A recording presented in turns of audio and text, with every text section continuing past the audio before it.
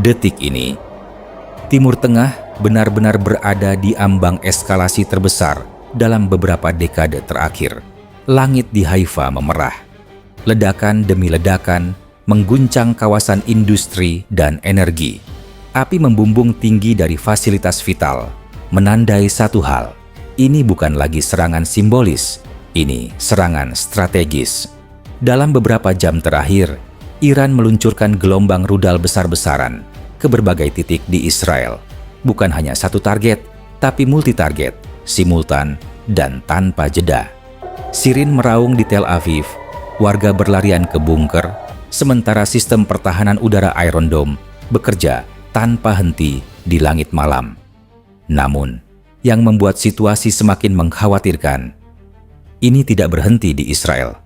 Di saat yang sama, serangan juga dilaporkan menghantam wilayah yang berkaitan dengan militer Amerika Serikat di kawasan. Di Baghdad, sebuah pangkalan udara dekat bandara internasional diserang roket. Laporan awal menyebutkan sebuah pesawat hancur di darat. Belum ada konfirmasi penuh apakah itu aset utama Amerika. Tapi satu hal jelas, Amerika Serikat kini tidak lagi berada di luar konflik. Sementara itu, di Lebanon, situasinya tak kalah mencekam. Serangan balasan Israel menghantam berbagai wilayah, terutama di selatan, yang dikenal sebagai basis Hezbollah. Bangunan runtuh, asap hitam menyelimuti langit, dan laporan kerusakan terus bertambah dari jam ke jam. Ini bukan lagi konflik dua negara, ini adalah perang multifront. Iran menyerang dari jarak jauh, kelompok sekutunya menekan dari berbagai arah. Israel membalas secara agresif, dan Amerika mulai terseret semakin dalam. Pertanyaannya sekarang, apakah ini masih bisa dikendalikan atau dunia sedang menyaksikan awal dari konflik yang jauh lebih besar? Dalam beberapa hari terakhir, dunia seperti ditarik ke satu titik panas yang sama. Konflik yang bukan lagi sekadar regional, tapi berpotensi menjadi krisis global. Iran menyerang, Israel membalas, Amerika Serikat masuk lebih dalam. Dan kini, satu jalur sempit menjadi pusat perhatian dunia, Selat Hormuz. Pertanyaannya, apakah ini masih bisa dikendalikan? Atau dunia sedang bergerak menuju sesuatu yang jauh lebih besar?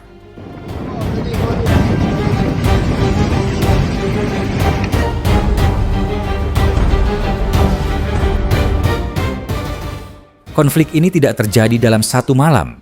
Serangan demi serangan terjadi, dan dalam beberapa minggu terakhir, eskalasi meningkat drastis. Amerika Serikat bersama Israel melancarkan operasi militer ke wilayah Iran. Targetnya disebut sebagai fasilitas strategis, mulai dari instalasi militer hingga infrastruktur yang dianggap krusial.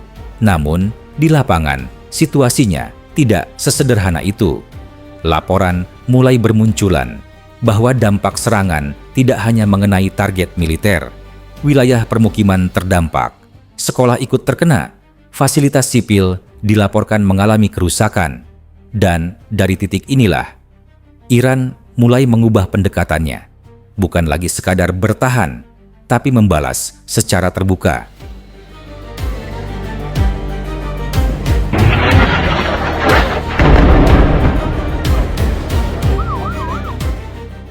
Iran merespons dengan cara yang tidak bisa diabaikan. Gelombang rudal balistik diluncurkan. Drone tempur dikirim dalam jumlah besar. Serangan tidak dilakukan sekali, melainkan berulang dalam pola yang terukur. Targetnya disebut sebagai fasilitas militer pusat komando dan infrastruktur strategis Israel. Namun, dampaknya meluas. Di beberapa kota, sirene peringatan berbunyi hampir setiap hari. Warga berlari ke bunker, dan dalam momen tertentu, langit benar-benar terlihat penuh. Bukan hanya rudal yang datang, tapi juga interseptor yang berusaha menghentikannya. Ledakan di udara, serpihan jatuh ke tanah, dan suasana yang jauh dari kata normal. Ini bukan lagi konflik jarak jauh. Ini sudah menyentuh kehidupan sehari-hari.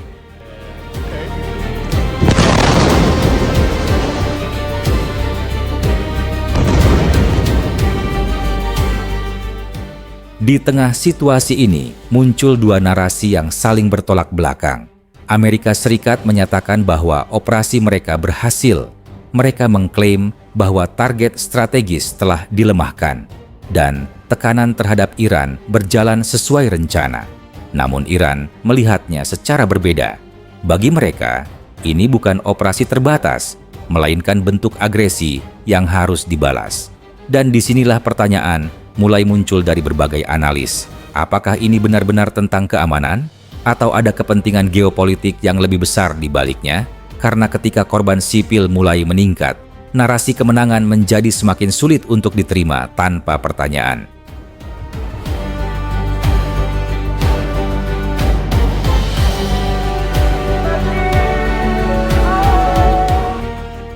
Ketika perhatian dunia mulai tertuju ke laut, situasinya berubah menjadi jauh lebih sensitif. Selat Hormuz, jalur sempit yang menjadi urat nadi energi global, kini berada di bawah tekanan. Sebagian besar minyak dunia melewati jalur ini. Dan kini, kapal-kapal militer mulai berkumpul di sekitarnya. Amerika Serikat meningkatkan kehadiran militernya.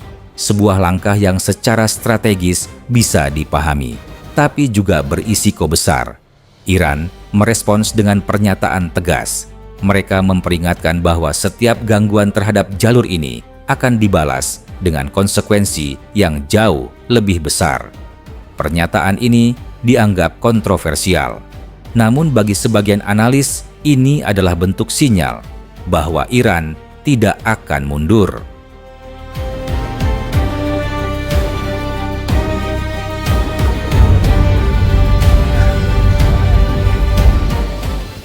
Masalah terbesar bukan hanya pada serangan yang terjadi, tapi pada jarak yang semakin dekat antara kekuatan militer besar.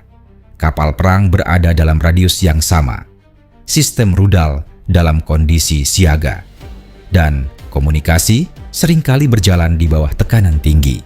Dalam situasi seperti ini, satu kesalahan kecil bisa menjadi pemicu besar. Salah identifikasi target, kesalahan perhitungan, atau keputusan yang diambil dalam hitungan detik. Inilah yang disebut para analis sebagai miscalculation, dan sejarah menunjukkan banyak konflik besar tidak dimulai dari rencana matang, tapi dari kesalahan yang tidak disengaja. Itulah yang membuat situasi ini menjadi sangat berbahaya.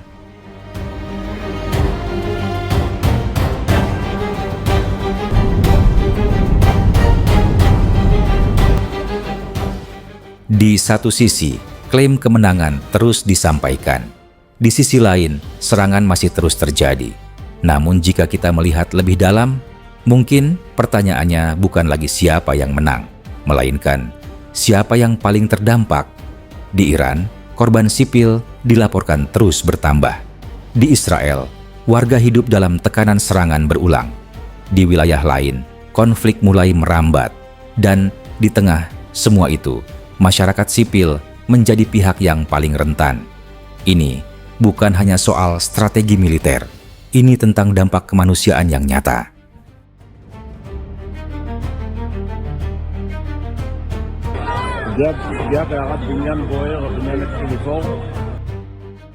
Konflik ini belum menunjukkan tanda akan mereda, dan mungkin yang kita lihat hari ini baru sebagian kecil dari apa yang bisa terjadi. Pertanyaannya sekarang bukan hanya tentang siapa yang benar, tapi tentang bagaimana ini semua akan berakhir. Apakah dunia masih punya ruang untuk meredakan situasi ini? Atau kita sedang bergerak menuju konflik yang lebih besar? Coba kita pikirkan bersama, apakah eskalasi seperti ini bisa dikendalikan? Atau justru akan terus meningkat tanpa batas? Jika kamu ingin terus mengikuti perkembangan dengan analisis yang tajam, dan tidak sekadar sensasional, dukung channel ini dengan subscribe, like, dan share ke orang-orang di sekitar kamu. Konten ini disusun berdasarkan laporan media internasional, analisis geopolitik, dan informasi yang tersedia saat ini.